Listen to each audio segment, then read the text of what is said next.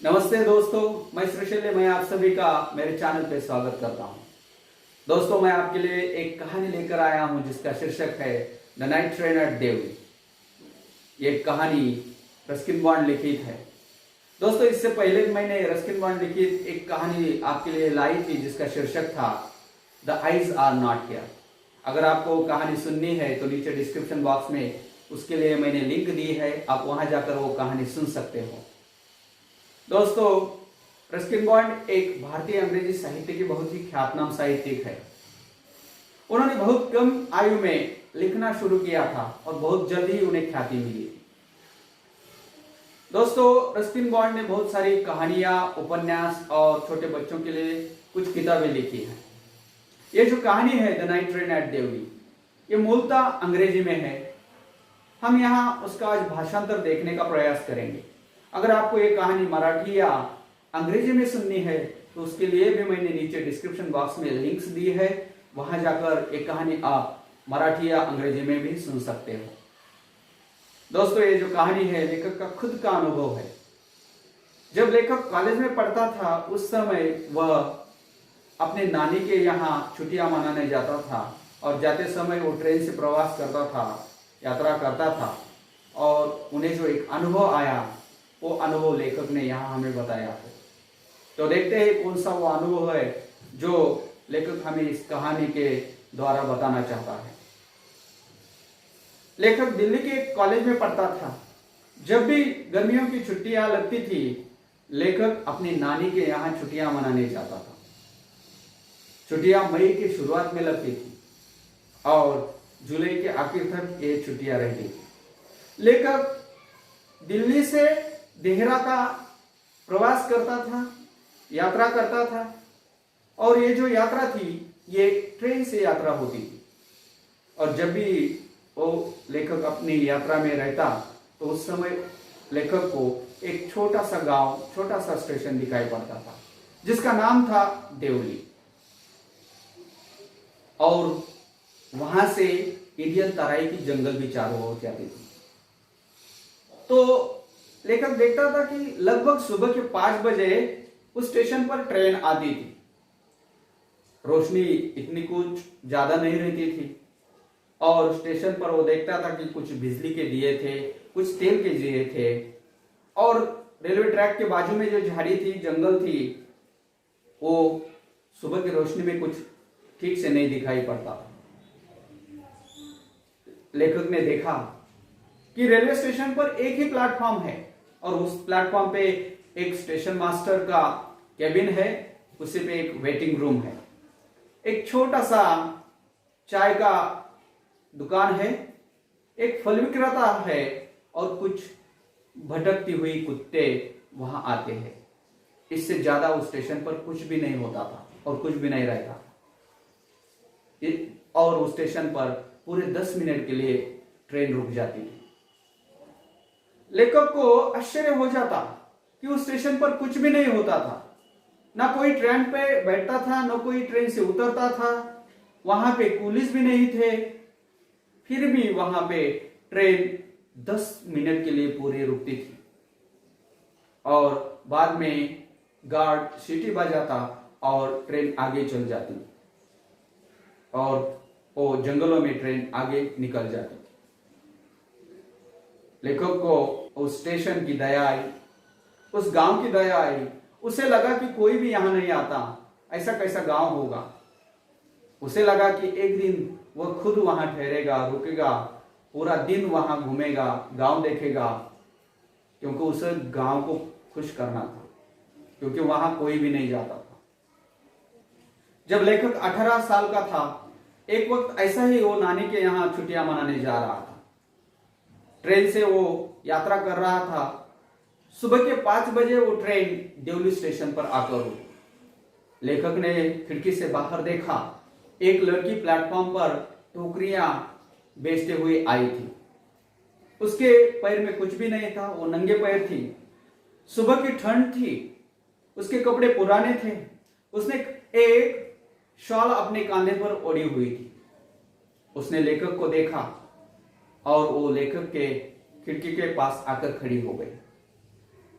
लेखक उसको घूर रहा था, मगर लड़की ने वो अनदेखा कर दिया और वो दोनों एक दूसरे की तरफ देखते रहे।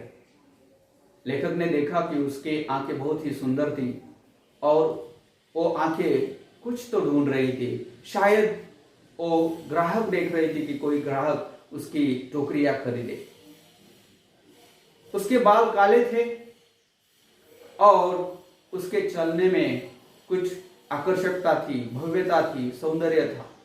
लेखक को बहुत ही खूब लगी वो लड़की।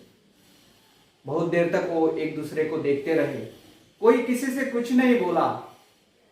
फिर लड़की आगे निकल गई।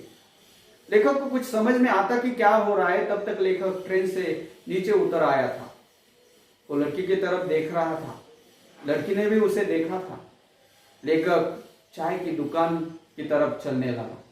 जब वो चाय की दुकान के पास आया, लेखक ने देखा कि चाय की दुकान का मालिक ट्रेन पर कहीं तो चाय बेच रहा था। लड़की लेखक के पीछे पीछे चली गई और चाय की दुकान के पास जाकर वो लेखक से बोली, क्या तुझे टोकरी खरीदनी है? बहुत ही मजबूत टोकरियां हैं और बहुत ही अच्छे से बेंत के बनी हुई ये टोकरियां हैं। लेखक बोला, मुझे टोकरी नहीं चाहिए। थोड़ी देर वो एक दूसरे को देखते रहे और थोड़े समय के बाद लड़की ने फिर से पूछा, सच में तुझे टोकरी नहीं चाहिए? और लेखक बोला, ठीक है, एक टोकरी मुझे दे।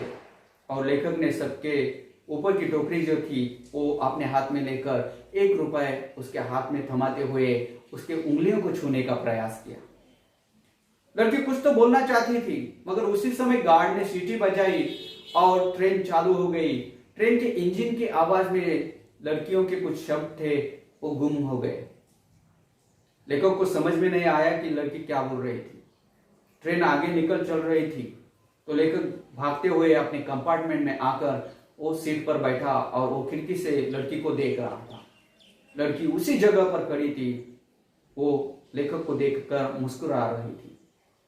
लेखक भी उसको देखकर मुस्कुरा रहा था। ट्रेन आगे निकल रही थी, फिर भी एक दूसरे को वो देखते रहे। और जब जंगलों में वो स्टेशन, रेलवे स्टेशन दिखाई नहीं दे रहा था तो लेखक नाराज हो गए। फिर भी उसके दिमाग में उस लड़की की तस्वीर थी। वो उस लड़की को अभी भी देख रहा था। उसकी मुस्कुराहट, उसका चेहरा अभी भी उसको याद था। लेखक बाकी की यात्रा में सोया नहीं। जब वो देहरा अपने नानी के यहाँ पहुंचा तो लड़की के बारे में सब कुछ भूल गया। 2 महीने के बाद जब वो वापस दिल्ली को निकला, उस समय वो लड़की उसे याद आई। और जब वो रेलवे स्टेशन पर आया तो रेलवे स्टेशन पर आते समय उसको लगा कि वो लड़की मिलेगी कि नहीं मिलेगी, और कुछ बेचैनी सी उसके मन में होने लगी। जब वो स्टेशन पर आया, देखा तो लड़की वही थी, टोकरियां बेच रही थी। लड़की ने लेखक को देखा और लेखक ने भी लड़की को देखा।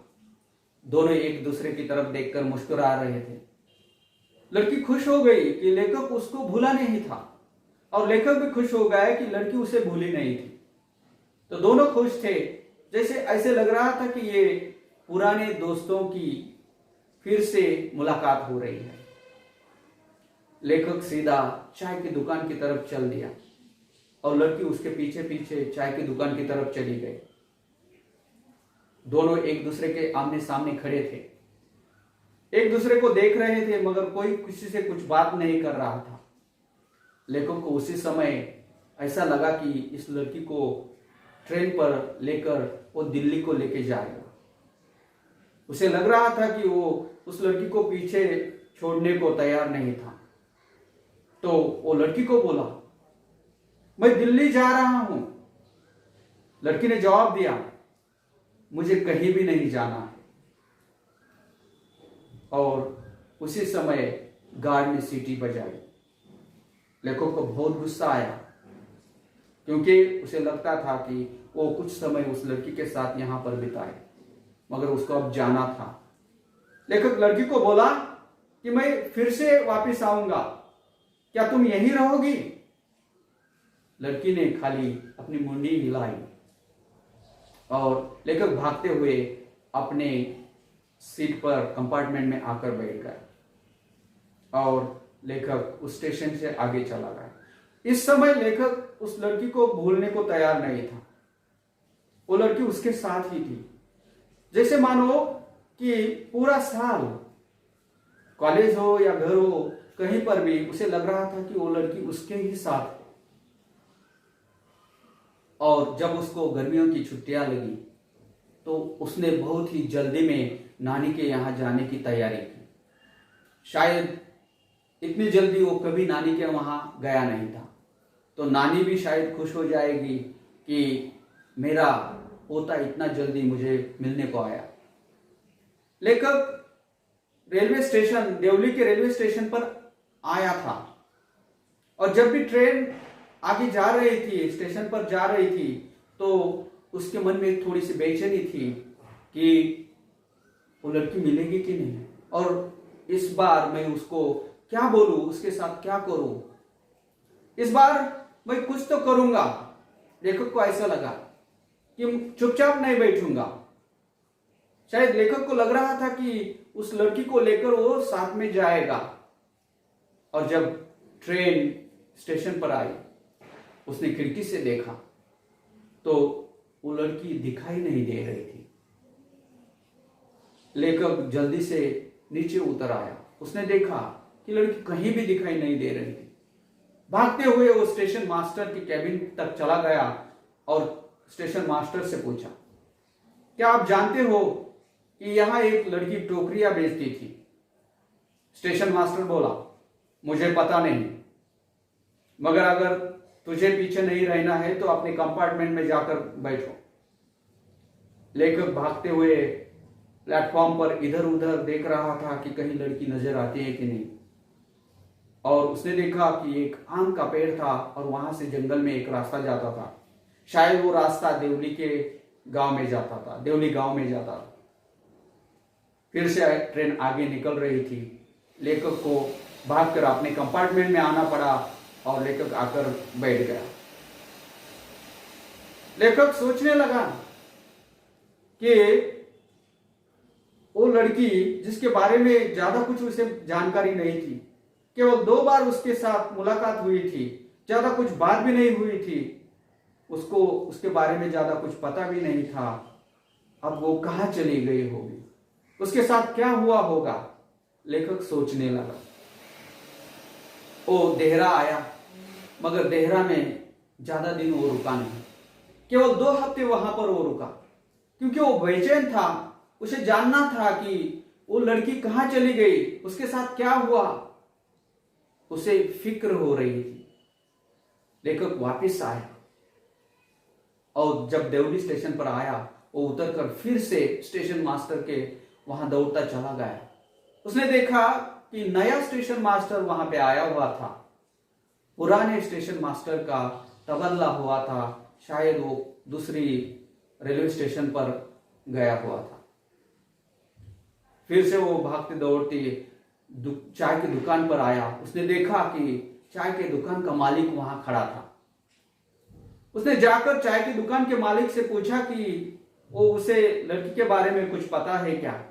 तब चाय के दुकान के मालिक ने कहा, हाँ, मुझे अच्छे से पता है कि वो लड़की यहाँ पर टोकरियां बेचने आती थी, मगर अब उसने आना बंद कर दिया।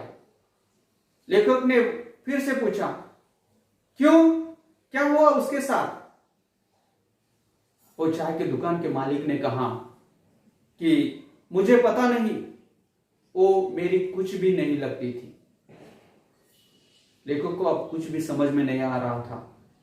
वो स्टेशन पर इधर उधर भाग रहा था, कहीं तो दिखाई देगी ऐसा उसे लग रहा था, मगर फिर से ट्रेन आगे निकल रही थी। लेखक भागते हुए अपने कंपार्टमेंट में आया और आकर वो अपनी सीट पर बैठ गया। लेखक सोचता रहा। उसे फिक्र होने लगी कि लड़की के साथ क्या हुआ होगा। उसके बारे में ज्यादा कुछ जानकारी भी नहीं थी।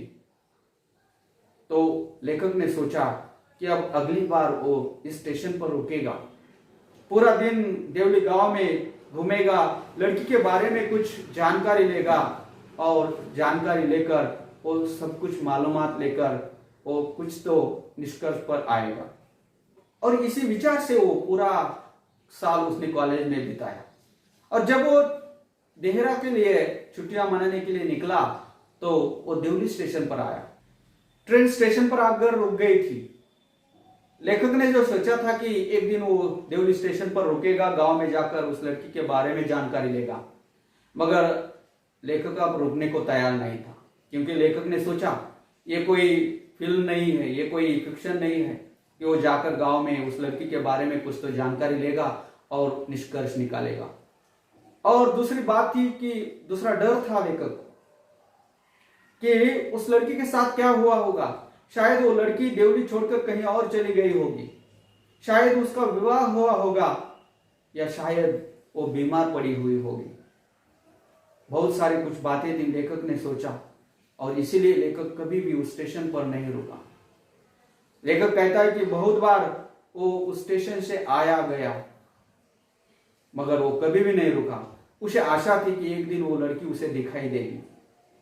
उस आशा से वो उस स्टेशन पर आता, मगर वो लड़की कभी भी नहीं उसे दिखती। और उसे वो खेल समझता था, उसे वो बिगाड़ना नहीं चाहता था कि अगर वो लड़की के बारे में कुछ जानकारी लेता तो शायद वो निष्कर्ष तक आता और उसे पता चल जाता कि वो लड़की अब उसे कभी भी दिखाई नहीं देने वाली। मगर उसने वो नहीं किया और उसने वो खेल चालू रख दिया कि एक दिन वो लड़की उसे उस स्टेशन पर उसी चेहरे से दिखाई देगी। वो आशा करता था, हर बार आशा करता था, मगर वो लड़की उसे कभी भी दिखाई नहीं दी। दोस्तों, लेखक कहता है आज भी बहुत बार मैं उस स्टेशन से गुजरता हूं, मगर कभी भी मैं अपनी यात्रा वहां पे रोकता नहीं हूं और मुझे वो लड़की कभी भी नहीं दिखी। दोस्तों, ये कहानी यहाँ पे समाप्त हो जाती है। मुझे आशा है कि आपको ये कहानी जरूर पसंद आई होगी। अगर आपको ये कहानी पसंद आई होगी तो कृपया मेरे चैनल को सब्सक्राइब करना मत भूलिएगा। और ये कहानी सुनने के लिए धन्यवाद।